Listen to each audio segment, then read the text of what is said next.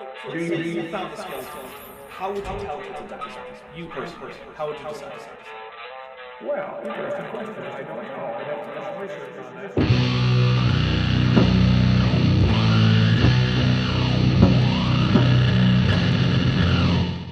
Hey there, YouTube, the Dapper Dinosaur here. Well, we made it. This is the final part of this series. I may well come back to Genesis Apologetics in the future, but as far as I know, as of now I've covered every one of these John and Jane skits. This last one I'm sure will be just as stupid as the rest, but I don't know for sure as I'm scripting these as I watch. I have watched enough to know that this one is about homology, so grab your beverage of choice, some face protection, and perhaps a snack as we begin to tear apart some creationist nonsense. Is it just me, or is it impossible to line up animals in the way they evolved?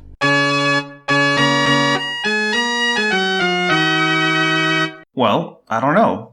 I mean, that's such a poorly worded question that I honestly don't even know what would count as lining up animals the way they evolved. Like, lining up modern animals in some sort of order? Well, they didn't evolve from each other, so I'm not sure how that would be done. Do you mean line animals up with their fossil relatives to show morphological change over time? That's pretty easy, but I'm not sure that that's what you mean. They only make a few different house plans that they repeat throughout the whole neighborhood. Okay, I never knew that. Yeah, it reminds me of homologous structures. Of course, me too. What are you talking about? Jane actually asks a good question. Homologous structures do not need to be morphologically identical, and houses do not grow organically according to a pattern of signaling mechanisms determining how they grow, fold, and die in various parts. So the similarity of houses in tract housing is not very much analogous to homology in living organisms. Sorry, I was just studying it in our textbook. So, what's the term homo mean? Homos is Greek for same. Right, and logos means relation. So homologous means having the same relation. And that was in our textbook? Yeah, no, it says right here in the biology book, homologous structures are structures that share a common ancestry. That is, a similar structure in two organisms can be found in the common ancestor of the organisms.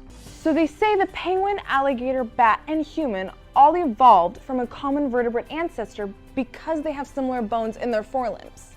Well, it's not just that the limbs are similar, it's that they have the same bones in the same order and that they develop in the same manner from the embryo.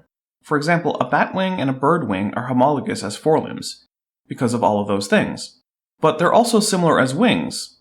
They have similar overall shape, function, and use as wings, but they are not homologous as wings, because the parts of the animal used to form the flight surface and power the flapping, etc., are fundamentally different parts of the anatomy in each animal, and do not develop from the same embryonic parts. That's quite a family. So, imagine the job evolutionists have. They must take the entire animal kingdom and try to determine which creatures evolved from others. No, they have to take all of life, not just animals, and determine which organisms are more closely related to others by a common ancestor. If we look at the examples your textbook used, a penguin, an alligator, a bat, and a human, the penguin and the alligator are both closer to each other than they are to the other two, both being archosaurs. And the bat and the human are closer to each other than they are to either the penguin or the alligator, both being eutherians. Together, though, they are all more closely related to each other than any of them are to a frog, all of them being amniotes, while the frog is a less amphibian. But the frog didn't evolve into any of them, nor did the alligator evolve into the penguin or any other such combination.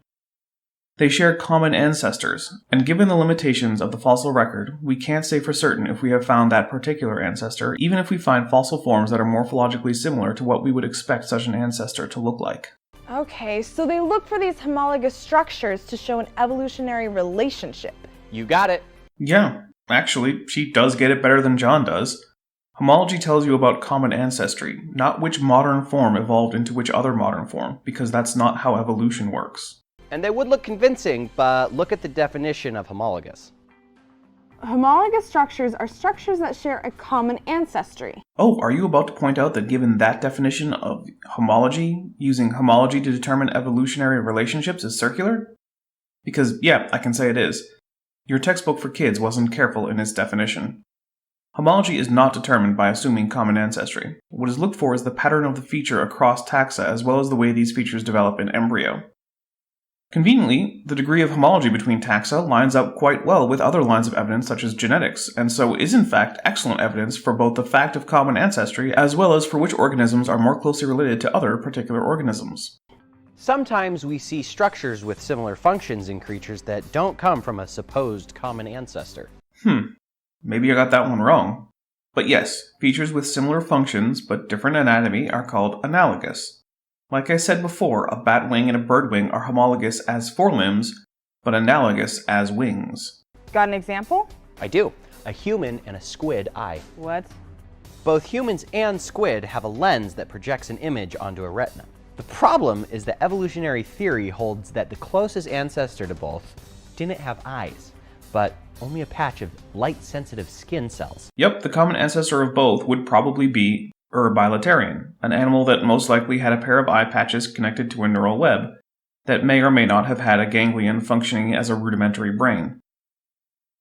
The early split between protostomata and deuterostomata likely happened before these eye patches had time to develop much beyond their basal form. This explains why there are fundamental differences in the anatomy of squid and human eyes, such as the arrangement of blood vessels, or the fact that squid eyes may well use chromatic aberration and only a single type of light receptor cell to detect color, whereas humans use multiple light receptors tuned to different wavelengths to detect color.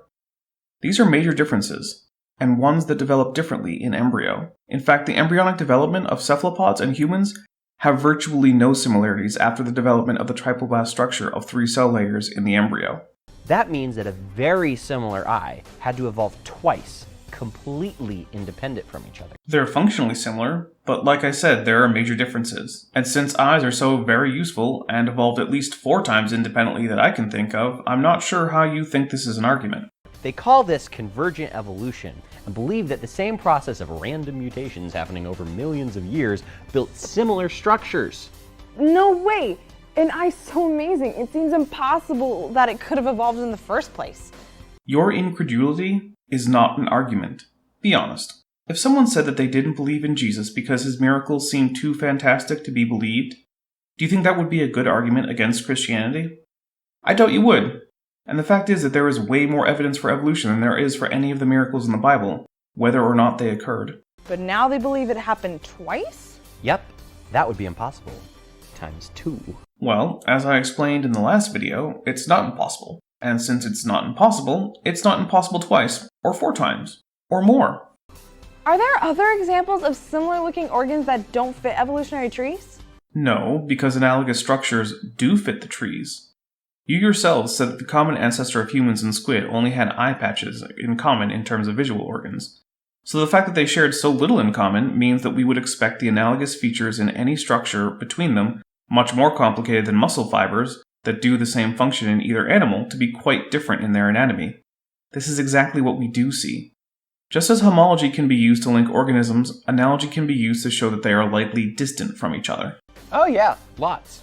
Think about flight. Man, with all his intelligence, just figured out how to fly less than 200 years ago. But flight supposedly evolved at least 4 different times.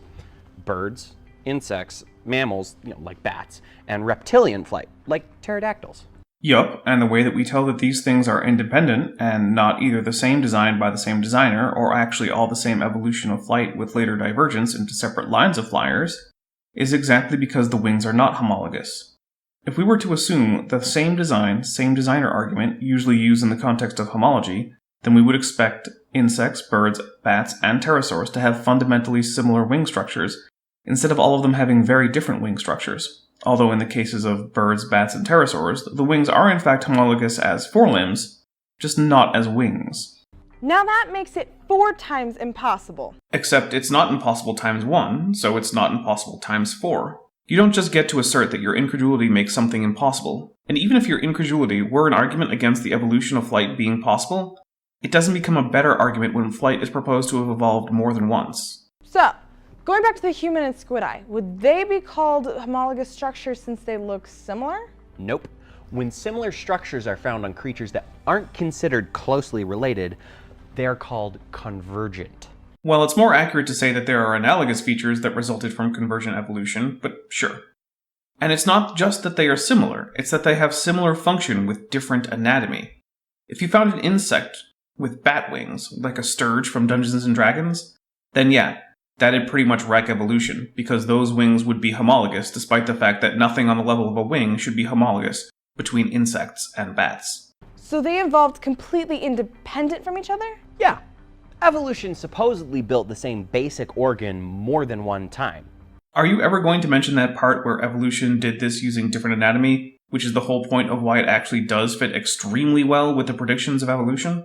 But it sounds more like a rescuing device, like a make-believe story than a scientific concept. Yeah, lots of things sound silly when you strawman them. Like if I said Christianity is the belief that a dead Middle Easterner will give you skin cookies and blood wine every week if you ask his ghost to possess you, you'd probably object to that characterization of your religion. And you know what? So would most people who know anything about Christianity but aren't Christians.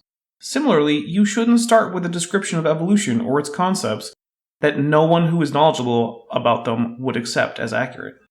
So how do you know the difference between when similar structures are homologous and when they're analogous? I'm not sure. Homologous structures have the same basic anatomy and develop from the same embryonic structures. Analogous structures have the same function but different anatomy and embryonic development. It says here, homologous structures are structures that share a common ancestry. But how can anyone be sure that structures actually shared a common ancestry? By checking if they are variations on the same anatomy. I highly doubt that this isn't explained on the next page of the textbook, but somehow I feel like we aren't going to see that anytime soon. When similarities fit evolution, there are homologous structures. But when they don't fit, they claim the structure evolved more than once? No. No, they do fit. It's just that you haven't bothered to explain to your audience the structural differences that allow scientists to distinguish between homologous and analogous structures. And honestly, the fact that we're this far into the video and you haven't even made the attempt makes me think that you're just being dishonest. For the first time in this series, I'm legitimately angry. This level of dishonesty is just beyond anything I expected, even from professional creationists. This might be beyond even Hovind levels of dishonesty. But then, since Dan Biddle, the head of Genesis Apologetics, recently appeared on Kent Hovind's Whack an Atheist episode about Richard Dawkins and whale evolution, perhaps I shouldn't be that surprised. Wow, that's circular reasoning. No, you've confused your own straw man with circular reasoning on the part of people who know far more than you do, and are far more honest about what they do know and don't know. How so? Their evolutionary theory decides what is homologous, and then they say homologous structures prove evolution. Hey, that's right.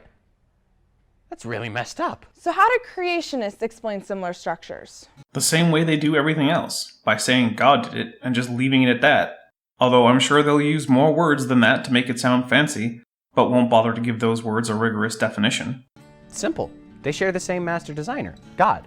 God built similarly designed features into his creatures, making sure each feature was precisely tailored to fit that creature's systems. Then why do pterosaurs like Nyctosaurus and Pteranodon have wings that are so much like an albatross in shape and aspect ratio, and that likely perform the same function, that of low power distance over ocean flight, but that are so different in terms of anatomy? A common designer would reuse designs rather than retrofitting previous designs into new forms when they need the same function over again. Analogous features simply do not fit with the idea that these organisms share a common designer. It's like airplanes, skateboards, cars, and motorcycles. They all need wheels and tires, but designers made them different to tailor them to each vehicle's unique specifications. Except all those times when organs have the same design specifications and radically different design, like hummingbird wings and butterfly wings. It's also like the similarities between yours and Carrie's house. They were designed by the same architect for the same purpose. Oh, so squid eyes and human eyes should be pretty similar in terms of their basic layout. That's a good novel prediction of the special creation hypothesis. Too bad it's already been falsified. I guess we can toss out the idea of special creation. And there it is, the last video in the series. I can't say I'll miss these two, and in my opinion this episode was the worst. So I guess it makes sense that they go out with it. Just because this series is done doesn't mean that there won't be plenty more stuff to come from me, so remember to like this video, subscribe, turn on notifications, and perhaps most importantly, share this video with people you think would like it, or even people you think would hate it. I'm the Dapper Dinosaur. Thanks for watching. Before you go, I'd like to take a minute to thank my patrons, especially my $20 patrons, Ben Tovind, Bob Knob, The Evil Scotsman, Henry Hutanen, Chris Love, and Res Instance. If you'd like to help me make videos like this, why don't you head over to my Patreon. I have tiers starting as low as $1 and going all the way up to $100.